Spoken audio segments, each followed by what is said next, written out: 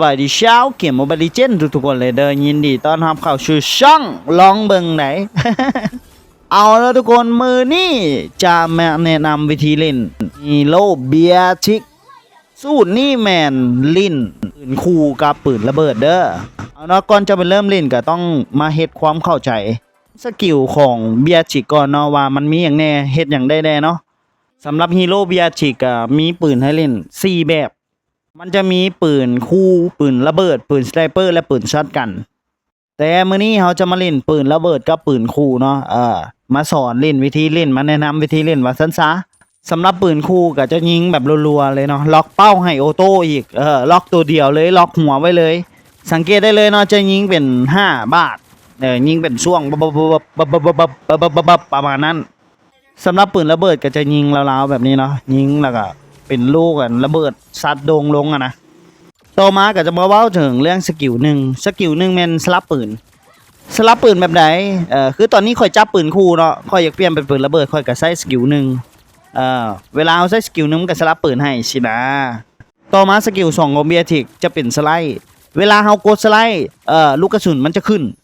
มันจะนับ1ใหม่ให้นะเห็นปะสังเกตไหม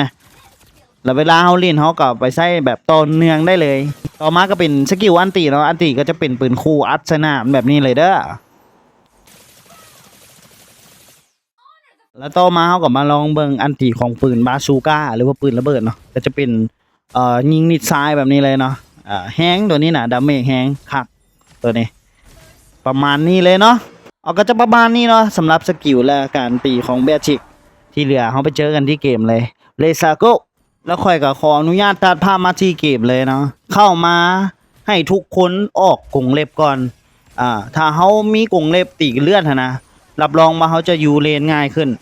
กดเลนง่ายขึ้นคือเกมนี้ค่อยเจอมิยาเนาะเอามิยานะสำหรับปืนระเบิดของเมียชิงนี่บอกไว้เลยว่าแฮงเคลียร์คลิปง่ายอยู่เลนง่ายตัวนี้นะสำหรับสูตรตัวนี้แม่นเขาจะต้องลิ่นปืนระเบิดกับปืนคูเท่านั้นเด้อหรือว่าจะลิ่นช็อตกันก็ได้แหละหรือว่าสไนเปอร์ก็ได้แหละแต่ว่ามันบ่แจ่มนะ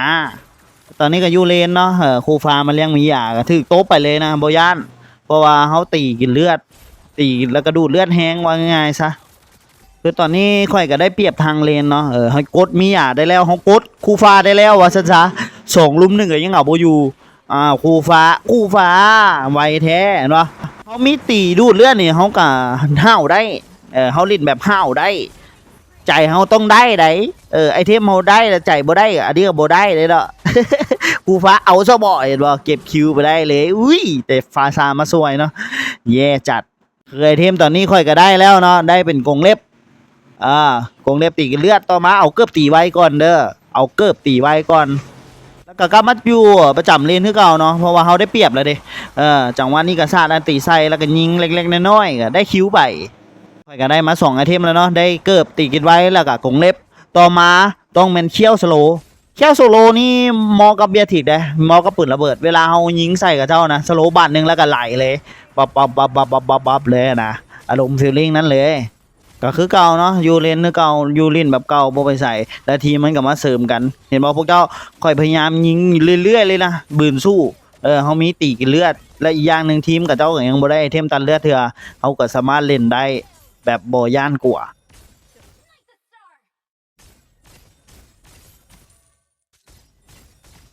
ตอนนี้มีอยากให้แล้วนะ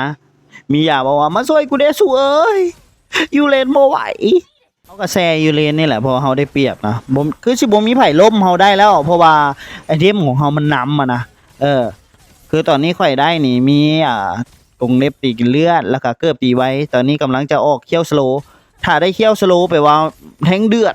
ยิงไหลรัวๆเลยสังเกตเด้อพวกเจ้าค่อยจะรีดได้ปืนระเบิดปืนคู่จะส่วนหน่อยที่ว่าจะได้มาลิ้นนะเพราะว่ามันแบบบ่ได้ช่วงว่าซั่นซะเอาเนาะไอเทมต่อไปก็เอาไอเทมตีไก่เด้อปืนตัวตีไก่นะเขาได้เคี่ยวสโลแล้วออกไอเทมปืนตีไก่โลดเอามาอัดชนะมันรัวๆเลยมาคือเกมนี้นี่บ่มีไผออกตัดเลือดใส่คอยอีกโอ้โหยิ้มหวานเลยบอกได้เลยว่ายิ้มหวาน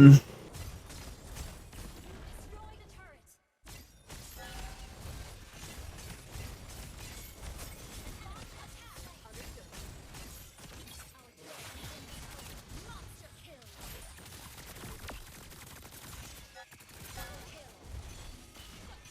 ตอนนี้ก็ยังว่าห้าวเกิน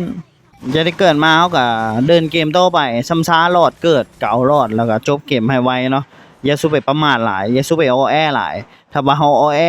เฮาแพ้ได้เฮาแพ้ได้อีหลีเลยนะและอีกอย่างหนึงการที่เฮาได้คิวหลายแบบนี้ล่ะมันเฮ็ดให้ทีมเฮาเหลิงอะนะแล้วไปฆ่าไปบวกตลอดสุดท้ายแพ้ ก็มีคือจังหวะนี้ก็พยายามเอาเตาให้ได้ก่อนเนาะปืนระเบิดนี้ยิงมั่วโลดบ่ต้องไปใส่ใจอย่างไรแบบกูต้องยิงให้ถึกเด้อแบบเขาก็แค่กดไปรัวๆโลดมันจะล็อกเป้าให้ออโต้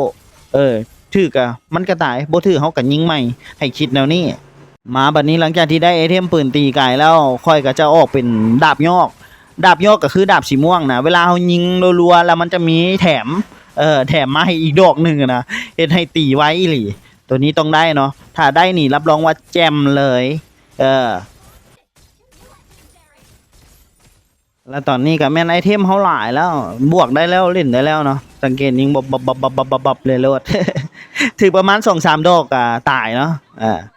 แล้วเวลาเขาเล่นแรงโซโล่นี่เพลเยอร์นี่เขาต้องพยายามแบบจบเกมให้ได้ไวรอดเกิดกับส่วนที่มันเอารอดโลดนะถ้าถึกพวกอ่ะเล่นบ่ได้เรื่องแบบโอ้แน่ะก็แพ้ย้อนนะย้อนบ่รอดเอาเตาชินะจังหวะนี้ก็เล่นปืนคู่เลยเนาะเล่นปืนคู่เลยเห็นป่ะมันจะล็อกหัวออโต้เลยบ่ต้องแบบอารมณ์แบบว่าปืนระเบิดนี่เวลาเขายิงเขายังซุ่มมันบ่ซุ่มแบบโอ้สิถึกบ่แต่ว่าปืนคู่นี่มันล็อกเป้าล็อกหัวแล้วนะหนีจังได๋กันหนีบ่พ้นฟิกเกอร์เอายิงปับบ่ได้คิวสิเอาซะบ่มีหยาสิเอาซะบ่มีหยาฮะ